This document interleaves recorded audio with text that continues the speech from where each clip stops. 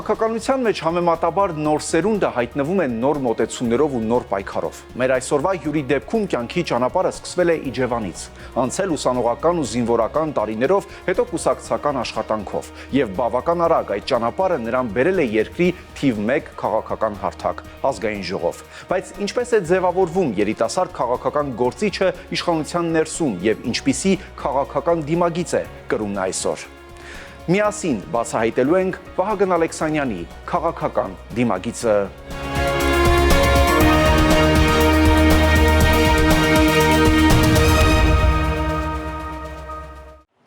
Պարոն Ալեքսանյան, բարի գալուստ քաղաքական դիմագիծ հաղորդաշար։ Անչափ շնորհակալ եմ հրավերի համար։ Դուք ծնվել եք 1993 թվականին եւ ձեր արմատները տանում են Իջևան։ Բայց հետաքրքիր է, որ ձեր կենսագրությունն ուսումնասիրելիս պարզվում է, որ դուք դպրոցական տարիներն ըստ էության Երևանում եք անցկացրել։ Այ մի փոքր կպարզաբանեք, ծնվել եք Իջևանում, բայց մեծացել Երևանում։ Այո, այդպես է եղել ու սա շատ հետաքրքիր կամ չգիտեմ ում համար, բայց հետաքրքիր պատմություն է այդուամենայնիվ, որովհետեւ մայրս Իջևանից է, Իջևանի Խաշտարակ գյուղից է ու Իջևանի շրջանում, երբ որ մայրս հղի էր ու ամառ էր, շոգ էր, օգոստոս ամիսն էր, պետքա ես ծնվեի Երևանում, մայրս որտեղ արդեն երկար տարիներ ապրում էր Երևանում ու այդպես էր ամեն ինչ ու ես պետքա ծնվեի Երևանում, բայց երբ որ 7 ամսական հղի վիճակում գնում էի Իջևան,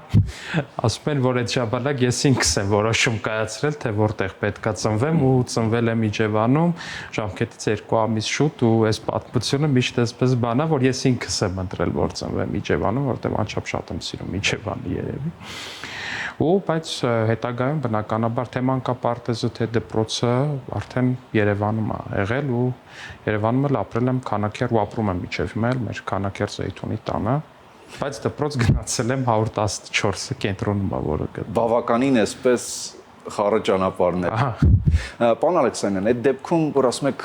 ձեր ընտրությունն էր Իջևանում ծնվելը, մեկ այլ հարց է առաջանում։ Հիմա ձեզ իջևանցի եք համարում, թե երևանցի։ Սա իրականում իմ կյանքի ամենաբարդ հարցերից մեկն է եւ դեռ դպրոցական տարիներից, որովհետեւ ինչքան էլ մեծացել եմ Երևանում, բայց պարտադիր ամեն տարի առնվազն 4 ամիս ապրել եմ Իջևանում, գյուղում, տատիկիս տանը, տատիկիս հետ, ամառվա 3 ամիսը եւ ձմեռվա 1 ամիսը արձակուրդները ու հիշում եմ այսօրվա պես իրականում հիշում եմ, որ գնում էի Իջևան, հետո հետ էի գալիս Երևան, բարբարի փոփոխությունը, որ Իջևանի բարբարով էի դեռ շարունակում մի շաբաթ խոսել, Երևանում սենց բաներ առաջացնում ժողովրդի մոտ ու մեկ-մեկ դες տպավորություններ, որ գնում ես Իջևան, այնտեղ ասում են Երևանցի ես, գալիս ես Երևան, այդտեղ մտածում են Իջևանցի ես, բայց իրականում եթե հարցին պատասխանելու ունեմ, կհամարեմ ինձ ավելի շատ իջևանցի, որը սակայն աշխարհի չափ երախտապարտ է մայրաքաղաք Երևանին, որը իրան ընդունել է, իրան սիրել է ու փորձում եք դիվանագիտորեն պատասխանել, որտեղ եւ իջևանցիներն են դիտում մեզ եւ երևանցիները։ Բայց դա իրականությունն է իրականում, որովհետեւ այո, իմ արմատները այնտեղից են ու ես ինձ այնտեղի մարդ եմ համարում, բայց Երևանն է ինձ կրթություն տվել, Երևանն է ինձ աշխատանք տվել ու Երևանն է ինձ նաև կոպիտ ասած պահել ու Երևանում է, որ իմ կյանքի շատ կարևոր իրադարձություններ են տեղի ունեցել։ Ասում եմ, էլի ես Զեյթունում եմ ապրել, բայց գնացել եմ կենտրոնի դպրոցներից մեկը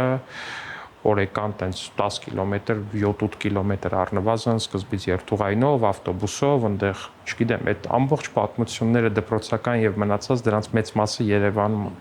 Այ հիմա արդեն գալով այդ մանկության շրջանին, հա, ինչպիսի միջավայրում է անցել ձեր մանկությունը եւ ինչպես է դա ազդել ձեր ձևավորման վրա, որովհետեւ ըստ էության բոլորիս դեպքում է այդպես, ասում են բոլորս մանկությունից են գալիս։ Ինձ թվում է շատ սովորական երևանյան մանկություն է եղել մեծ հաշվով, ինչ որ արտառոց բաներ չեն եղել։ Դպրոց տարբերությունը այն էր շատ դեպքերում, որ օրինակ Զեյթունի իմ տարիքակիցների ու ընկերների հետ այդքան շատ ժամանակ չէի կարողանում անցկացնել, քանի որ կենտրոն էի դպրոց գնում։ Այնտեղ դպրոցի տարիքակիցներից դասարանցիներից հետ էլի այդքան էլ շատ ժամանակ չէի կարողանում անցկացնել, այսինքն կիսված էր այդ ամեն ինչ։ Հա, իհարկե, ֆուտբոլ բնականաբար մեր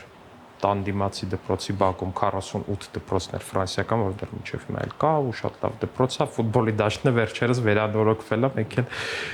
բակի Տղերքով ես վերջերս նայում ենք, ասում ենք գնանք մանկություններս հիշենք։ Ու բայց չստացվեց ցավոք սրտի ֆուտբոլ բնականաբար, դպրոց, դասեր, մայրս էլ չափազանց խիստ էր ու դա երևի վրա շատ ուսուցու կրթությանս հարցում չափազանց խիստ էր դպրոցական տարիներից ու դա երևի դա էլ իր հերթին էլի շատ կարևոր բան է թողել։ Իսկ կրթության հանդեպ սեր այսինքն եղել է եւ դրան նպաստել է նաեւ մայրական խստությունը։ Բնականաբար։ Թե ամեն դեպքում ավելի շատ բակներ տեղ զբաղեցնում ձեր կյանքում։ Չէ, ես ինձ թվում է շատ իդեալական այդ բալանսի մեջ ենք, այսինքն այնպես չէր որ չափից շատ էի բակում կամ չափից շատ էի տանը, այդ բալանսը շատ հեշտ գտել էինք ու այդ բալանսի մեջ էր ամեն ինչը, որովհետև նաև մեր մանկություն ու դպրոցական տարիները համընկավ նաև այն բանի հետ, որ արդեն կամաց ֆուտբոլը փոխարինվում էր համակարգչով ու շատ դեպքերում այդ բակասվածը դա այն ինտերնետ ակումբներն են, որ գնում էինք այնտեղ այդ վիդեո խաղերն էինք խաղում ու բնականաբար այդ ամեն ինչի բալանսը այսպես պահելով իսկ բալանսավորված է եղել։ Բալանսավորված քաղաքականությունը Պարոն Ալեքսանյան, իմ եւ ձեր սերնդակիցները, քանի որ մենք ըստ էության սերնդակիցներ ենք, հա, քաղաքականապես բավականին ակտիվ սերունդ է համարվում։ Հետաքրքիր է քաղաքականության հանդեպ հետաքրքրություն կար ձեզ մոտ վաղ տարիքում, թե այն ժամանակ դեռևս երազանքներն այլ բաների մասին էին։ Չեք հավատա, թե ինչքան վաղ տարիքից։ 98 թվականին, երբ ես դեռ 4 կամ 5 տարեկան էի ու նախագահական ընտրություններն էին, մայրս էր չափազանց հետաքրքրված էր ամբողջ օրը հեռուստացույցով քաղաքականություն էր, մեր բարեկամները բոլորը քաղաքականացված քաղաքական խոսակցություններ եւ այլն ու այդ ժամանակ բնականաբար մերոնք աջակցում էին Կարեն Դեմիրճյանին ու այսպես իր կողմնակիցներն էին, հիշում եմ, որ այդ 98 թվականին նախընտրական քարոզարշավի ժամանակ Կարեն Դեմիրճյանը եկել էր Քանաքեր Զեյթունի ֆոնտանները, այդ շատրվանների հատվածը գիտեք, ինձ թվում է, այդտեղ հանրահավաքի ու այն որ լինում է էլի, որ երեխեքին sense գրկած տանում են ու քաղաքական գործին են մոտեցնում ու հիշում եմ ավելի ճիշտ նաև պատվելով ու նաև տպավորված է էլի այդ դրվագը, որ Կարեն Դեմիրճյանը այսպես ինձ գրկում է եւ այլն, ասում է, բա դու ինչ ես ուզում դառնաս։ Դա նախագահական ընտրություններն էր, ես էլ երեխա որպես ասում եմ նախագահ։ Ուտես, չգիտես, այդ պատմությունը կարող է այնքան են պատմել դες տարբեր մարդկանց իմ ներկայությամբ, որ բան ա եղել, արմատավորվել է։ Իսկ այդ ցանկությունը հիմա էլ կա, երբ արդեն քաղաքական դաշտում եք, իշխանություն եք եւ անկեղծ ասեմ, չէ։ Իսկ ինչն է հիասթափեցրել այդ դեպքում։ Չգիտեմ, բայց այդ կոնկրետ այդ ցանկությունը չկա ու չգիտեմ, բայց այդ դրվագը իմ համար երևի եղել է այսպես բախտորոշիչ, եթե կուզեք այդ բառը օգտագործենք, բայց այդ դրվագը իմ մեջ շատ տպավորված է ու նաև տպավորված է եղել այն կոնտեքստում, որ անընդհատ շուրջ բոլորս այս պատմությունը պատմել են ու այդպես։ Բայց դուք ամեն դեպքում ընտրեցիք արաբագիտությունը։ Ինչու հետ հենց այդ ուղղությունը, եթե ամեն դեպքում այդ սերը քաղաքականության նկատմամբ դեռ 4 տարեկանից կար։ Դե արևելագիտությունը ինքը առնվազն միջև դիմելը, միջև համալսարան ընդունվելը, նաև բան է եղել։ Այդ ըմբռնումը եղել է, որ ինքը քաղաքականության հետ խիստ փոխկապակցված մասնագիտություն է։ Իսկ մտածված գնացիք էլի այնտեղ քաղաքականությունը հաշվի առնելով ճանապարհը։ Ու ինձ անձամբ օրինակ շատ հետաքրքիր էր Միջին Արևելքի հենց քաղաքականությունը։ Ես հենց ուզում էի Միջին Արևելքի ու առհասարակ Արևելքի արաբական երկրների քաղաքականությունը առաջին հերթին հասկանալ, ուրիշ բան, որ պարզվեց, որ մեր ակադեմիական կրթությունը ավելի շատ դե գոնե բակալավրիատում ավելի շատ լեզվի խորացման մասին է ու մնացածի մասին է։ Իսկ հարազատները տեսնելով ձեր այդ բուրըն ցանկությունը զբաղվելու քաղաքականությամբ հակառակ խորհուրդները չէին տալիս։ Միշտ Որովհետև այլ բան է հետաքրքրվել, այլ բան է քո հարազատին, քո երեխային տեսնել քաղաքականության մեջ, որտեղ մեր հասարակության շրջանում էլ չամեն դեպքում միշտ քաղաքականության նկատմամբ ոչ միանշանակ վերաբերմունք է եղել։ Տեսեք, այնպես է ստացվել, որ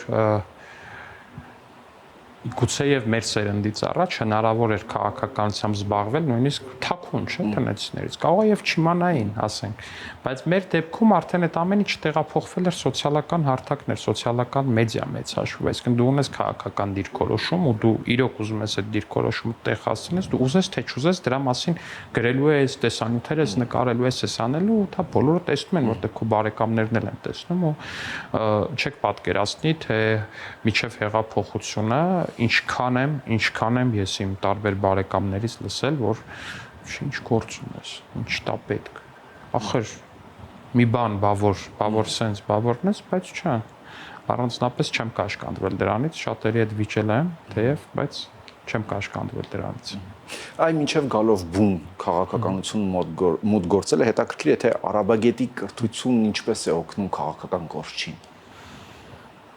Մեծ հաշվով օգնում է արաբական երկրների բարեկամական խմբերի հետ շփումներում։ Ուրիշ Հիմա ներառված եք բարեկամական խմբում։ Այո։ Օրինակ Կատարի բարեկամական խմբի ղեկավարն եմ, Հորդանի հետ բարեկամական խմբում կամ որտեղ նաև սովորել եմ 1 տարի, ու այդպես օգնում է, բայց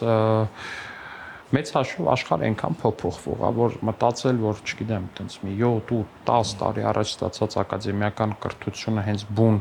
քաղաքականության մեջ ամենօրյա կարող է պետք գալ, չգիտեմ ինչքանով է դա արդի։ Պարոն Ալեքսանյան, հիմա եւ առհասարակ այդ խոսույթը միշտ եղել է թե ընդդիմության, թե իշխանության դաշտում բանակային ծառայության հետ կապված։ Դուք այն քաղաքական գործիչներից եք, որ անցել եք այդ բանակային ծառայությունը։ Եվ հիմա երբ որ հետ եք նայում, այդ բանակային ծառայությունը փոխեց ձեզ որպես մարդ։ Միանշանակ ու անտարակույս։ Բանակային ծառայությունը ինձ դարձրեց համբերատար։ Ես շատ անհամբեր էի միջև բանակը։ Ես անտանելի անհամբեր էի, բայց բանակը կոփեց իմ մեջ առաջին հերթին հենց համբերատարությունը։ Դա որտեվ բան էր։ Մենք բավականին խիստ դիվիզիոնի հրամանատար ունեինք, որը կար, չգիտեմ, ժամ 2 ժամ շարեր ու զգաստ հրամանով, ու մենք պետքա դա կատարեինք այդ հրամանը, որտեվ ամբողջ մեր գունդը գիտեր, որ դիվիզիոնը դա ամենախիստ ստորաբաժանումն է, ու դիվիզիոնի զինվորները փոքրինչ տարբերվում են իրենց կարգապահությամբ եւ մնացածով, ու դա գալիս էր բնականաբար հրամանատարությունից։ Ու այդպիսի խիստ ստորաբաժանման մեջ ծառայելը քեզ կոփում է, քեզ ուրիշ մարդ է դարձնում, քեզ դարձնում է ավելի կարգապահ ու քեզ դարձնում է նաեւ կանոններին հետևող։ Ինչ օգնում է նաեւ քաղաքականության մեջ ըստ էության։ Որտեղ քաղաքական գործիչն էլ ըստ էության կարան տարբեր կարծիքներ լինեն։ Որտեղ կարծիքը որն է։ Տեղկա օգնումը, տեղկա կարող է խանգարի։ Այդքան միանշանակ չի, որովհետև գուցե պետքա ինչ-որ պահ գալիս, որ կարգերը պետքա տապալել, ոչ թե կարգերը պահել, բայց կան նաև դեպքեր, որ այնուամենայնիվ այդ կարգապահությունը իր պտուղներն է բերում։ Իսկ ո՞րն է այն մեկնակետը, որ դուք հասկացաք, որ այլևս ոչ թե պետք է կողքից դիտորդի դերում լինեք, որպես քաղաքականությամբ հետաքրքրված մարդ, այլ ինքներդ սկսեք մասնակցել, ինքներդ արդեն քաղաքական գործի ճանապարհը սկսեք։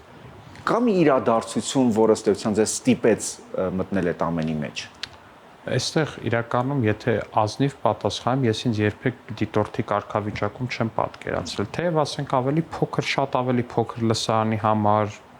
ավելի սահմանափակ, բայց այնուամենայնիվ իմ կարծիքով ես իմ ուժերի ներածին չափով խոսել եմ, ու քաղաքականությունը շատերը տարբեր բնութագրումներ են տալի քաղաքականությունը, թե ինչի մասին է քաղաքականությունը, ինչ է իրանից ենթադրում ու որն է դրա գլխավոր բաղադրիչը։ Իմ ընկալմամբ քաղաքականության գլխավոր բաղադրիչը խոսքն է։ Խոսքը։ Այսինքն ամեն ինչ կառուցված է խոսքի շուրջ քաղաքականության մեջ։ Այն նույնիսկ աշխատանքը, որ ինչ, չէ, ամեն ինչ բխում է խոսքից, բխում է տեքստից, եթե կուզեք։ Այդ խոսքը ասվածը գրավոր կամ բանավոր է։ Չէ, նկատեմ կարա գրավոր լինի այդ ամեն ինչը, բայց խոսքն է, միտքն է այդ ամեն ինչի մեջ, միտքը։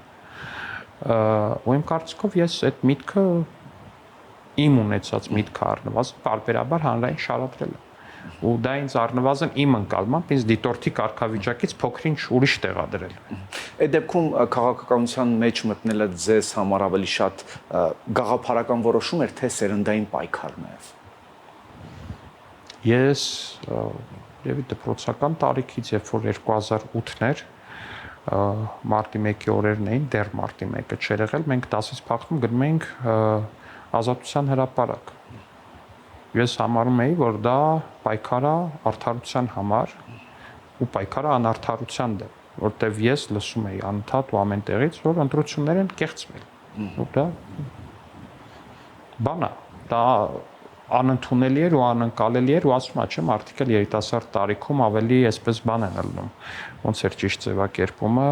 ավելի սրացված արդարության զգացում են ունենում ու ավելի են պատրաստ արդարության համար պայքարելու։ Ու հետո էլ երբ որ եղավ մարտի 1-ը, երբ որ իմացանք թե ինչա տեղի ունեցել, երբ որ մեր վրա արդեն դպրոցը փակեցին, թույլ չտալով որ մարտի 1-ի օրը արդեն մենք կարող ենք փախնել ու գնալ բանի, գնալ միտինգների, այնտեղ հաջորդ օրերին մենք իհարկե երկրորդ հարկից թռանք միտինգի գնալու համար, այդ թռնելուց իմ ձեռքը ճաքեց, այդտեղ երկար պատմություն կա էլի։ Ես արդեն վստահ էի, որ ես պետք է ամեն ինչ անեմ, որպեսզի պայքարեմ անարդարության դեմ ու պայքարեմ հանուն արդարության։ Դա իհարկե շատ պարզունակ ձևակերպում է գուցե, բայց 8-րդ դասարանի համար իսկ այդքան էլ վատ չի ու առհասարակ վատ մոտիվ չի քաղաքականություն մտնելու համար։ Մինչև գալը քաղաքացիական պայմանագիր կուսակցությանը, որի ըստ էության ղեկավար մարմնի անդամ եք, ավելին քաղաքացիական պայմանագիր կուսակցության վարչության փոխնախագահն եք, շատ է խոսվում նաև, որ դուք մինչև քաղաքացիական պայմանագիր կուսակցությունում հայտնվելը եղել եք Բարգավաճ Հայաստան կուսակցության անդամ եւ անգամ ձեր ընդդիմախոսները ամեն ելույթին, երբ որ ձեզ պատասխանում են, ակնարկում են այդ մասին, խոսույթ են զարգացնում ամեն դեպքում։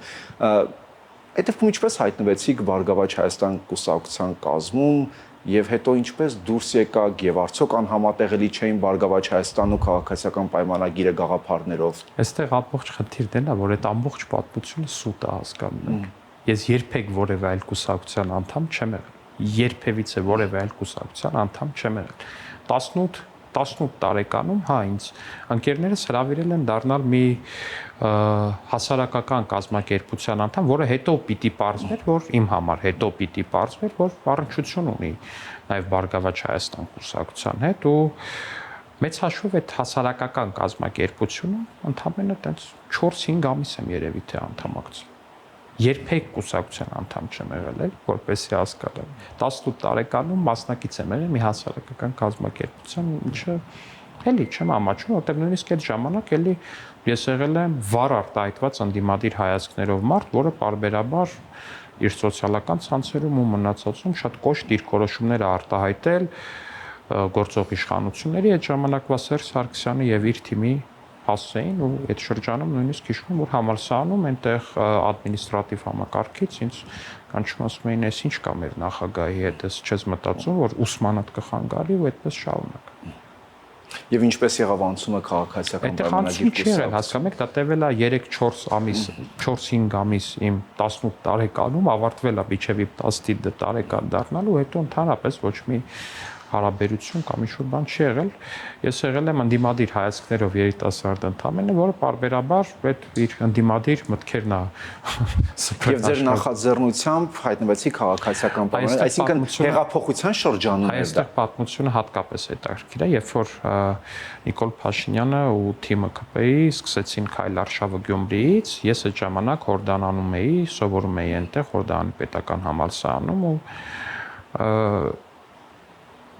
մեծ հաշվով անկեղծ ասած չէի հավատում ու անլուրջ էի վերաբերվում այդ ամեն ինչ, անկեղծ չեմ հավատացել, որ դա հնարավոր է անել։ Բայց հետո, երբ որ հեղափոխական թիմը եկավ հասավ Բաղրամյան փողոց ու նրանց նկատմամբ բռնի ուժ կիրառվեց, ես ասի, չի կարա այսպես բան, աննորմալ է, եթե մարդիկ իրապես ու իրանք իրանց արածին լուրջ են վերաբերվում ու ակնհայտ է, որ այս մարդիկ պատրաստ են գնալ միջև վերջ, ես չեմ կարա իրանց չաջակցեմ ու ես սկսեցի իրանց աջակցել հանրայնորեն, սոցիալական ցանցերով ու մենք ընկերներով դրսում սովորող տարբեր ուսանողների հետ, ում հետ տենց ինտերնետով կապի մեջ էինք, Facebook-յան խումբ ստեղծեցինք, որը կոչվում էր Արտերկրյա հեղափոխական կոմիտե ու այդպես տարբեր սոցիալական ցանցերում արշավներ, S1, N1 սոցիալական ցանցերում մեր աջակցությունն ենք հայտնում հեղափոխությանը, այնտեղ որոշակի առումով այդ ժամանակ դե կար մեդիա բլոկադա կար, որովհետև օրինակ հանրային հեռուստատեսությունը ոչ մի պարագայում չէր լուսաբանում ոչինչ, ինչը որ տեղի էր ունենում մի շարք հեռուստաընկերություններ ու այդ մեդիա ամբողջ կայսրությունը Սերժ Սարգսյանի կամ իր փեսայի ամեն կերպ փորձում էր խլացնել տեղի ունեցողը, ու մենք մեր առաջ խնդիր դրեցինք որպես ուսանողներ, ովքեր ուղղակի սովորում են արտերկրում, ամեն կերպ աջակցել այդ մեդիա բլոկադան ջարդելուն։ Հիմա չգիտեմ, գուցե չնչին կամ գեր այսպես չնչին մի ավանդ փորձել ենք ունենալ այդ գործում ու չգիտեմ ստացվել է թե չէ։ Հետո եւ քաղաքացիական պայմանագիր կուսակցությունը արդեն դարձավ իշխանություն, քաղաքացիական պայմանագիր կուսակցության անդամներին ավելի շատ երբ որ քննադատում են, ասում են այլ փորձառուների կառավարություն չէ, սկսնակների կառավարություն է։ Հիմա երբ որ դուք արդեն ունեք փորձառություն, ինչ եք կարծում, կառավարության կազմը, իշխանությունը առհասարակ պետք է լինի փորձառու մասնագետներից կազմված։ Ես կարծում եմ այդտեղ էլ բալանսավորում պետք է։ Միանշանակ պետք է լինեն փորձառու մարդիկ մի շարք առանցքային տեղերում։ Բայց դրա հետ զուգահեռ պետք է լինեն նաև մարդիկ, ովքեր երբևէ չեն զբաղվել քաղաքականությամբ, քաղաքական կամ պետական պաշտոն չեն ունեցել, որովհետև հակառակ պարագայում դա լճացում է նշանակում։ Այո, օրինակ պետք է լինեն մարդիկ падգամավոր, ովքեր երբեք չեն եղել падգամավոր, որովհետև եթե անընդհատ լինեն մենակ այն մարդիկ падգամավոր, ովքեր որ միշտ եղել են падգամավոր, ոչ մի բան չի փոխվի առհասարակ աշխարհում։ Նույնիսկ նույն կուսակցության, նույն թիմի ներսի մասին է խոսքը։ Իսկ ինչպես եք պատկերացնում ձեր քաղաքական ապագան։ Նկատի ունեմ օրենսդիր, գործադիր մարմնում,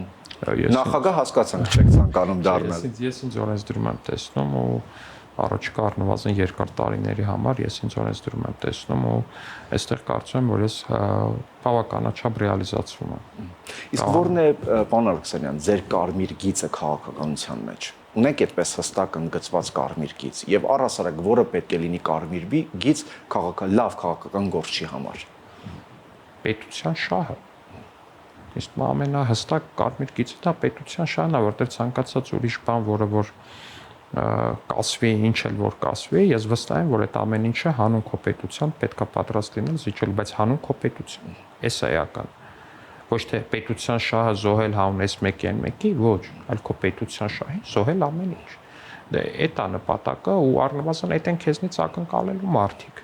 Ու դա է տրամաբանականը, դա է նորմալը։ Հիմա երբ զրուցում ենք, այսպես մտքից մի անգամից եկավ մի կադր, որ համացանցում շատ էր տարածված, երբ Նիկոլ Փաշինյանը դեռ իշխանության չէր, քարոզարշավ էր իրականացնում, եթե չեմ սխալվում, Երևանում, եւ մի կադր կա, որտեղ դուք եք անցնում եւ զրուցում նրա հետ։ Դա եղել է ձեր առաջին հանդիպումը եւ հնարավոր է որ ամեն ինչ հենց այդտեղից է նաեւ սկսվել։ Չէ, այդտեղից չի սկսվել, դա եղել է մեր առաջին հանդիպումը, իրենք ելք դաշինքներ, մեր բակում էր ու քարոզարշավ էր անում մեր բակում։ Ու ես էլ երբ որ մոտեցա, ասեցի, որ ես վստահ եմ, որ ընտրատեղամասերում ոչ մի խախտում չի լինելու, բայց խախտումները լինելու են ընտրատեղամասերից դուրս, այսինքն այդ 10-ով կոչվածը լինելու է ընտրատեղամասերից դուրս, ու ինչ մեխանիզմներ ունեք դա վերահսկելու համար, այնտեղ վարչապետը այդ ժամանակ պատգամավոր Նիկոլ Փաշինյանը պատասխանեց, որ հա ու ձերպես քաղաքացիներն էլ պետք է օգնեն եւ այլն, բայց չէ, այդտեղից չի սկսվել, որտեվ այդ հանդիպումը եղել է ու դրանից Իջևանցի լինելն էլ դեռ չի խաղացել։ Գիտեք, երբ է վարչապետը իմացել, որ ես իջևանցի եմ։ Երբ որ ես արդեն երկրորդ անգամ ընտրվել էի պատգամավոր ու մենք չեմ հիշում ինչ օր էր, բայց ինչ որ մի ուրիշ գործընկերոջ հետ էինք խոսել ու այդ մեր գործընկերն էլ մեր կողքի գյուղից էր, ասել էի որ մեր կողքի գյուղից եմ, ինքն էլ փոխանցել էր վարչապետին, որ դե Վահագն էլ էս մի գյուղից է, բան մեր հաջորդ հանդիպանը վարչապետից հարցրեց, բախի ես կա ժամանակ չես ասել, ես էլ պատասխանեցի, որ լավ իմանալով իր ոչ այդքան ինքը հասկանում եք Իմ կարծիքով վարչապետը լրիվ հակապատկերն է այն մարդկանց, ովքեր որ նախկինում Հայաստանում եղել են իշխանության։ Որտեւ ասենք ես վստահեցնում եմ այն ժամանակվա քաղաքական թիմերում շատ-շատերը կգնային ու ամեն ինչ կանեին, որպեսզի մի վարքյան շուտ ինչ-որ մեկը իմանա իրենցից բարձր վերադասներից, որ իրանք նույն մարզից են, նույն համայնքից են, նույն բանից են, բայց մեր դեպքում դա այնքան ակնհայտ է, որ դա ոչ մի բան չի տալու քեզ այն առումով, որ բացի ընկերական շփումը կամ ավելի միջանձնային մարդկային շփումը, բայց քաղաքական առումով դա այդ բանը չի ու նաև ամոթել է, էլի գնաս ասես, գիտես ինչ, մենք նույն բանից ենք Դա մոտեցման հարց է։ Չէ, իմ կարծիքով դա բան է, դից ինչի մի քիչ։ Շատ է։ Եվ ամփոփելով մեր զրույցը, պարոն Ալեքսանյան, եթե մարդիկ մեկ նախադասությամբ նկարագրեին ձեր քաղաքական դիմագիծը, ինչպես կցանկանայիք, որ այն հնչեր։ Կցանկանայի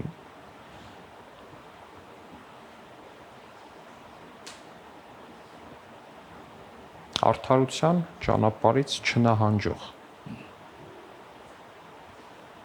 Այստեղ գլխավորը արդարությունն էր։ Այո։ Որտեղ դա շարունակում է իմ համար մնալ մեծագույն նպատակ։ Ու երևի թե մի բան, որի ճանապարհին պետք չի կանգ առնել։ Շնորհակալություն։ Ցես նույնպես։ Այսպիսին էր Վահագն Ալեքսանյանի քաղաքական դիմագիծը